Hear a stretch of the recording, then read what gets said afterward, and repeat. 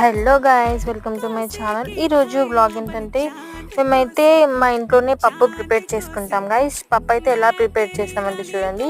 First అయితే ఆ కందులనైతే మంచిగా వాష్ చేసేసి ఒక 2 days అయితే ఎండలో ఆరబెట్టేయాలి. ఆరబెట్టిన తర్వాతకి తీసుకొచ్చి చెక్కి కూడా పట్టియచ్చు, ఇలా కూడా చేసుకోవచ్చు గైస్. మేమైతే ఇలానే చేసుకుంటాం మా ఇంట్లోనే.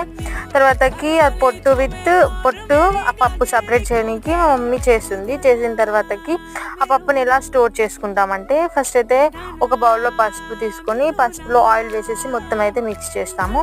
అది మొత్తం ఆయిల్ విత్ పసుపు మొత్తం మిక్స్ అయిన తర్వాత ఆ పప్పులో పోసేసి మొత్తం అయితే పప్పుకి మొత్తం అంటేటట్టు మిక్స్ చేస్తాం గాయస్. ఎందుకంటే ఇలా చేయడం వల్ల పురుగు పట్టకుండా చాలా బాగుంటుంది. పప్పు టేస్ట్ కూడా చాలా బాగుంటుంది.